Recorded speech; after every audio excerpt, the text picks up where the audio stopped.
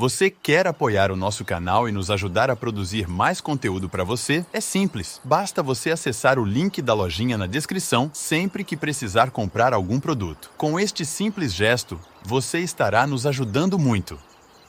Não sei se em seus passeios já perceberam uma vala longa e estreita ao lado do rio.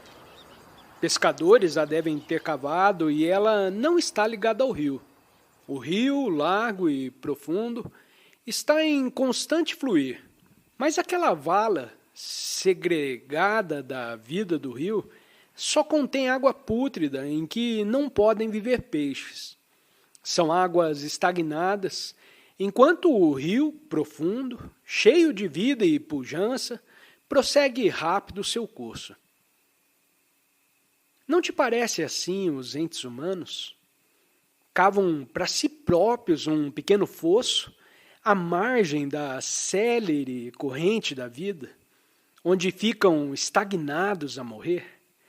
E a essa estagnação e deterioração chamamos existência. Isso é, todos desejamos um estado de permanência. Queremos que certos desejos durem infinitamente, queremos prazeres sem fim. Cavamos um pequeno fosso em que nos entrincheiramos com nossas famílias, nossas ambições, nossas culturas, nossos temores, nossos deuses, nossas várias devoções, e ali nos deixamos morrer, enquanto a vida passa a nosso lado. Aquela vida que é impermanente, que varia constantemente, que é tão veloz, com tão prodigiosas profundezas, tanta força e beleza. Já não notou, quando se está sentado tranquilamente à margem do rio, que se pode ouvir o seu canto? O marulhar das águas, o som da corrente que passa. Sente-se então a presença de um movimento prodigioso em demanda de maiores amplidões e maiores profundezas. Mas naquele pequeno fosso, nenhum movimento existe, só água estagnada. E se observar, verá que assim o quer a maioria de nós, uma existência estagnada em pequenos fossos à margem da vida. Dizemos que essa existência estagnada é correta e inventamos uma filosofia para justificar. Criamos teorias sociais, políticas, econômicas e religiosas para protegê-la. E não desejamos ser perturbados, porque, como sabem, o que nos interessa é o sentimento de permanência. Vocês sabem o que significa buscar a permanência? Significa desejar que as coisas agradáveis durem eternamente e as desagradáveis terminem o mais rápido possível. Desejamos que nosso nome se torne famoso e tenha continuidade em nossa família e em nossos bens materiais. Queremos o sentimento de permanência em nossas relações e atividades. E tudo isso significa que desejamos uma existência duradoura, contínua em nosso fosso, estagnado. Lá, não queremos verdadeiras mudanças e assim edificamos uma sociedade que nos garante a permanência de nossos bens, nosso nome, nossa fama. Mas veja, a vida, de modo nenhum é assim. A vida não é permanente. Como as folhas que caem da árvore, todas as coisas são impermanentes. Nada perdura. Há sempre mutação e morte. Já observou uma árvore nua desenhada contra o céu? Em seus galhos bem delineados, em sua nudez, há um poema, uma canção. Foram-se todas as folhas e ela aguarda a primavera. Com a vinda da primavera, de novo, se enche a árvore da música de suas folhas, que na estação própria caem e são levadas pelo vento. Assim, também é a vida. Mas nós não a queremos assim. Nos apegamos a nossos filhos, nossa tradição, nossa sociedade e nossas insignificantes virtudes, porque desejamos permanência. Por isso é que temos medo de morrer. Tememos perder as coisas que conhecemos. Mas a vida não é como desejamos. A vida em coisa nenhuma é permanente. Os pássaros morrem, a neve se derrete, as árvores são abatidas pelo homem ou destruídas pelas tempestades, e assim por diante. Mas queremos que tudo aquilo que nos dá satisfação seja permanente. Queremos que perdure a nossa posição, a autoridade que temos sobre os outros. Nos recusamos a aceitar a vida como ela é efetivamente. O fato é que a vida é como um rio, eternamente em movimento, perenemente buscando, explorando, impelindo, transbordando, penetrando todas as frestas com sua água. Mas veja, a mente não quer que assim aconteça.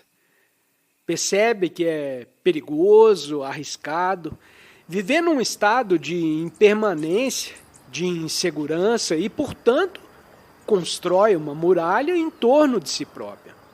A muralha da tradição, da religião organizada, das teorias políticas e sociais, família, nome, bens materiais.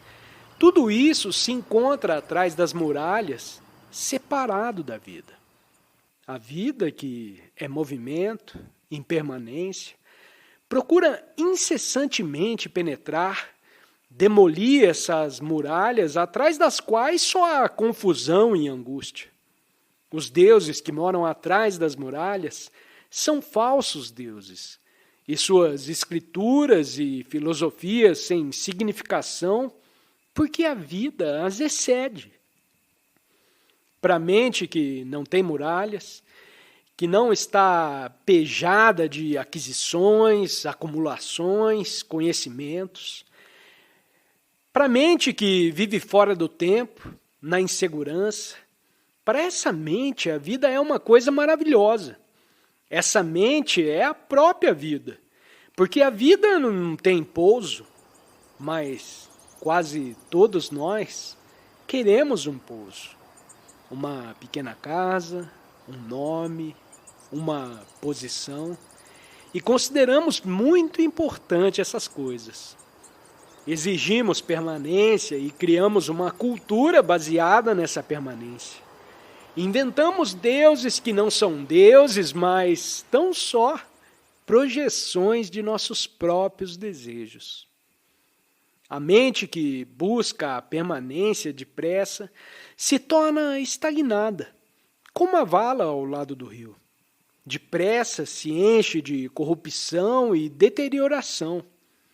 Só a mente que não tem muralhas, que não tem ponto de apoio, não tem barreira, não tem pouso, que se move toda inteira com a vida, eternamente ousando, explorando, explodindo.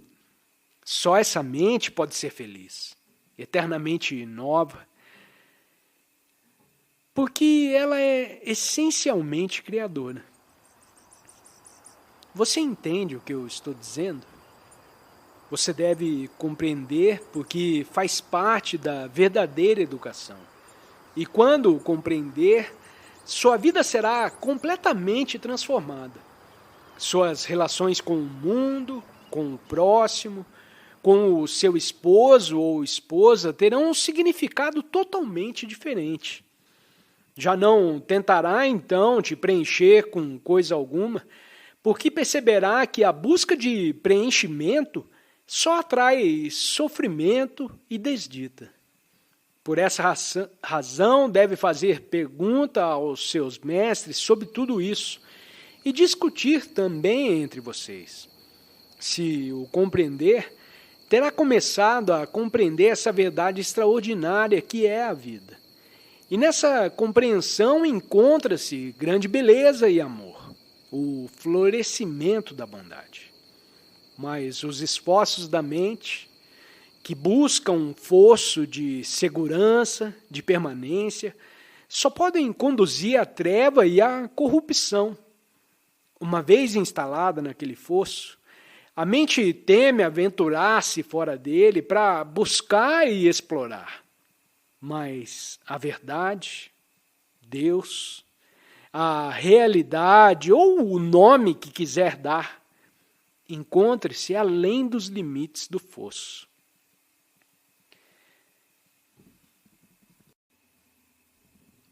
Você sabe o que é religião?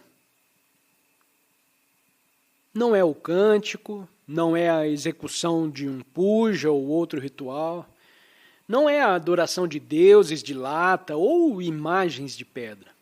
Ela não se encontra nos templos e igrejas, e nem na leitura da Bíblia ou do Gita. Não é a repetição de um nome sagrado ou o seguir de qualquer outra superstição inventada pelos homens. Nada disso é religião. Religião é o sentimento da bondade, daquele amor semelhante ao rio, que é um movimento vivo e eterno. Naquele estado, verá chegar um momento em que não haverá busca de espécie alguma. E esse findar da busca é o começo de algo totalmente novo. A busca de Deus, da verdade, o sentimento de ser integralmente bom, não o cultivo da bondade, da humildade, porém o buscar, além das invenções e dos artifícios da mente, uma certa coisa. E isso significa ser sensível a essa coisa, viver nela e sê-la. Isso é que é a verdadeira religião. Mas nada disso te será possível se não abandonar o fosso que para você mesmo cavou e entrar no rio da vida. A vida cuidará então de você, de uma maneira surpreendente, pois de sua parte nada haverá para cuidar. A vida então te levará aonde lhe aprouver, porque será uma parte dela. Não haverá mais problemas concernentes à segurança ou ao que os outros digam ou não digam. E esta é que é a beleza da vida.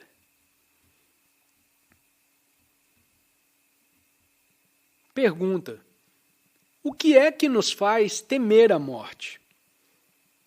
Resposta: você pensa que uma folha que cai ao chão tem medo da morte? Pensa que um pássaro vive com medo de morrer? Ele se encontra com a morte quando ela vem. Mas a morte não lhe dá cuidados, pois está todo ocupado com viver, com apanhar insetos, construir seu ninho, cantar seus cantos, voar pela simples alegria de voar. Já observou os pássaros a voar? Muito alto, sem um bater de asas, deixando-se levar pelo vento? Como parecem se deliciar? Não têm preocupações sobre a morte. Quando a morte chegar, muito bem, acabou-se tudo. Mas não lhes dá cuidados o que irá acontecer. Eles vivem momento por momento, não é verdade? Só nós, seres humanos, estamos sempre preocupados com a morte, porque não estamos vivendo. Essa que é a desgraça. Estamos morrendo, não estamos vivendo. Os velhos estão se avizinhando da sepultura e os mais novos não estão ficando muito atrás. Veja, existe preocupação com a morte porque tememos perder o conhecido, as coisas que temos acumulado. Temos medo de perder a mulher ou o marido, um filho ou um amigo. Temos medos de perder o que aprendemos e acumulamos. Se pudéssemos levar conosco tudo o que acumulamos, nossos amigos, nossos bens, nossas virtudes, nosso caráter, não teríamos medo da morte, não é verdade? É por isso que inventamos teorias a respeito da morte e da vida futura. Mas o fato é que a morte é um findar, e a maioria de nós não tem vontade de enfrentar esse fato. Não queremos nos separar do conhecido. Portanto, é nosso apego ao conhecido que cria em nós o medo, e não o desconhecido. O desconhecido não pode ser percebido pelo conhecido, mas a mente, constituída que é do conhecido, diz: eu acabarei, e portanto ela tem medo. Se puder viver a cada momento sem preocupações sobre o futuro, se puder viver sem a ideia do amanhã, o que entretanto não implica a superficialidade de se ocupar meramente com o dia de hoje. Se estiver consciente do inteiro processo do conhecido e puder abandonar o conhecido, soltá-lo completamente, verá então ocorrer uma coisa estupenda. Experimente isso um dia. Ponha para o lado tudo o que conhece, esquece para ver o que acontece. Não transporte suas tribulações de um dia para o outro, de hora para hora, de momento a momento. Solte todas e verá como dessa liberdade surge uma vida maravilhosa, que incluirá tanto o viver como o morrer. A morte significa apenas o fim de uma coisa, e nesse próprio findar há renovação. Pergunta: você diz que em cada um de nós reside a verdade permanente e atemporal, mas visto que nossa vida é efêmera, como pode residir em nós a verdade? Resposta: fizemos da verdade uma coisa permanente, mas a verdade é permanente? Se é, ela se acha então na esfera do tempo. Dizer que uma coisa é permanente implica que ela é contínua, e o que é contínuo não pode ser a verdade. Essa é a beleza da verdade. Ela é para ser descoberta de momento a momento e não para ser lembrada. Uma verdade lembrada é uma coisa morta. A verdade deve ser descoberta a cada instante, porque é viva e nunca é a mesma. E todavia, cada vez que a descobre, ela é a mesma coisa. O importante não é criar uma teoria da verdade, dizer que a verdade é permanente em nós, etc, etc. Isso é uma invenção dos velhos, que têm tanto medo da morte como da vida. Estas maravilhosas teorias, que a verdade é permanente, que não precisa ter medo porque é uma alma imortal e etc., foram inventadas por gente amedrontada, de mente decadente e cujas filosofias não têm validade nenhuma. A vida deve ser descoberta momento por momento, dia por dia. Ela tem de ser descoberta. Não podemos ter suposições a seu respeito. Se supõe que conhece a vida, você não está vivendo. 3 refeições ao dia, roupa, morada, sexo, emprego, diversões. E o seu pensar, esse monótono processo de repetição, não é a vida.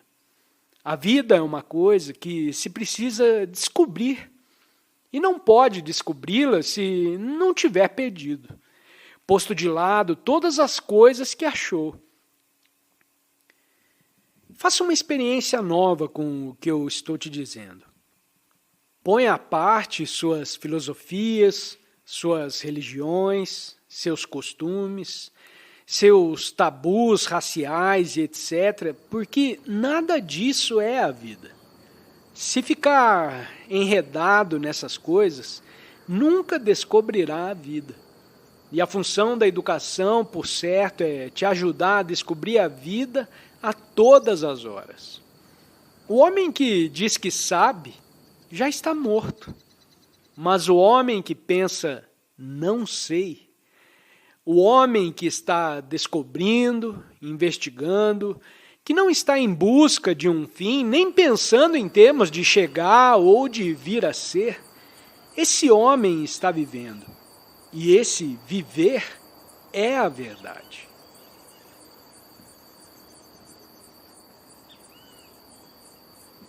Posso alcançar uma ideia da perfeição? Provavelmente pode, pelo especular, inventar, projetar, pelo dizer isso é feio e aquilo é belo, terá uma ideia da perfeição. Mas a sua ideia da perfeição, tal como sua crença em Deus, é sem nenhuma significação. A perfeição é uma coisa que se vive num momento não premeditado, e esse momento é sem continuidade. Portanto, a perfeição não pode ser encontrada com o pensamento, e nenhum meio pode ser encontrado de torná-la permanente. Só a mente que está muito quieta, que não está premeditando, inventando, projetando, pode conhecer um momento de perfeição, um momento completo. Pergunta: por que gostamos de nos vingar magoando aquele que nos magoou? Resposta: isso é reação instintiva, reação do instinto de conservação, não acha?